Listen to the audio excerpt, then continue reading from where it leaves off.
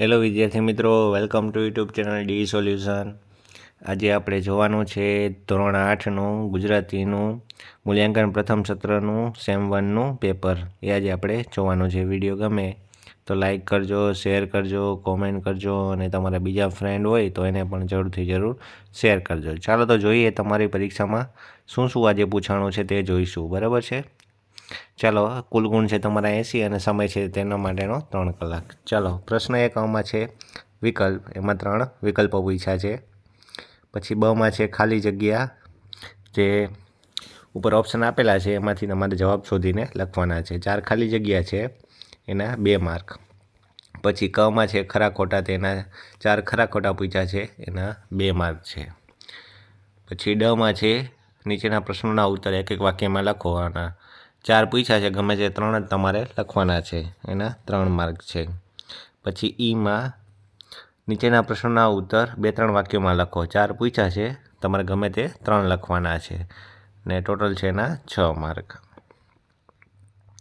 પછી આગળ આવે છે પ્રશ્ન 2 એમાં વિકલ્પો છે 3 પૂછ્યા છે એના 3 માર્ક છે.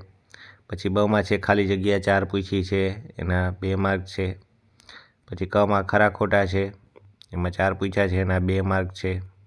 પછી ડમાં તમને જોડકા છે, કૃતિ અને એના કરતા કોણ છે એ તમારે જોવાનું છે, એના 2 માર્ક છે. પછી ઈમાં છે નીચેના પ્રશ્નના ઉત્તર એક એક વાક્યમાં લખો. 4માંથી ગમે તે 3 જ લખવાના છે, એના 3 માર્ક છે. પછી ઈમાં નીચેના પ્રશ્નના ઉત્તર 2-3 વાક્યોમાં લખો. 2 પૂછ્યા છે એના 4 માર્ક, એટલે એકના 2 માર્ક.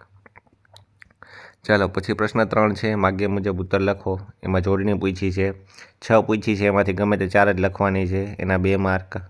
પછી ખમાં છે સમાનાર્થી શબ્દ, ગમે તે 4 જ લખવાના છે 6માંથી, એના 2 માર્ક. પછી ગમાં છે વિરોધાર્થી શબ્દ, 6માંથી ગમે તે 4 જ લખવાના, એના 2 માર્ક. પછી ઘમાં છે શબ્દ સમૂહ, 3માંથી ગમે તે 2 લખવાના, એના 2 માર્ક. પછી ચમાં છે નીચેના શબ્દોના અર્થભેદ લખો. 3 પૂછ્યા છે, ગમે તે 2 લખવાના, એના 2 માર્ક. પછી 6માં છે સૂચના પ્રમાણે કરવો, એમાં કર્તરી વાક્યમાં ફેરવાના ભાવિ વાક્યમાં ફેરવવાના છે, એના 2 માર્ક છે. પછી જમાં છે ધ્વનિ છૂટા પાડીને લખો, 2માંથી ગમે તે 1 લખવાની છે, એનો 1 માર્ક. પછી જમાં છે ધ્વનિ જોડીને શબ્દ બનાવો, 2માંથી 1 જ લખવાનો છે, એનો 1 માર્ક. પછી ટમાં છે શિષ્ટ રૂપ, એમાં 2માંથી 1 જ લખવાનો છે, એનો 1 માર્ક. પછી ઠમાં છે નીચેના શબ્દોના શબ્દકોશમાં ક્રમમાં ગોઠવો, એનો 1 માર્ક છે. પછી આગળ આવે છે પ્રશ્ન 4 નીચેના પ્રશ્નનો ઉત્તર 5-6 વાક્યમાં લખો. 2 પૂછ્યા છે, ગમે તે 1 જ લખવાનો છે, એનો 1 લખવાનો છે, એના 3 માર્ક. પછી બમાં છે રૂઢિપ્રયોગ, 3માંથી 2 જ લખવાના છે, એના 4 માર્ક. પછી કમાં છે રવાનું કાર્ય અને દ્વિરૂપક છૂટા પાડીને લખવાના છે, બરાબર છે, એના 2 માર્ક. પછી ડમાં છે કહેવતના અર્થ લખો, વડ તેવા ટેટા બાપ તેવા બેટા, એનો 1 માર્ક. પછી ઈમાં તમને એક વાર્તા પૂછી છે અને વાર્તાને શીર્ષક આપવાનું છે, એના વાર્તાના મુદ્દા ઉપરથી તમારે લખવાના છે, એના છે 6 માર્ક.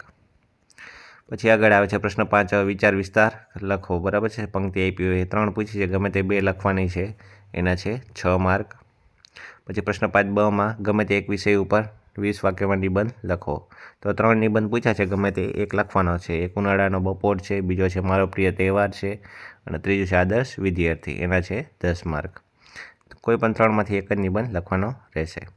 તો ચાલો, તો આવું હતું તમારું ગુજરાતીનું ધોરણ 8નું પેપર. વિડીયો કેવો લાગ્યો તે કોમેન્ટ કરજો અને બીજા વિદ્યાર્થીઓને જરૂર આપણો વિડીયો શેર કરજો. ચાલો, તો વળી પાછા મળશું નવા વિડીયોમાં. ત્યાં સુધી જોતા રહો આપણી ચેનલ ડી સોલ્યુશન.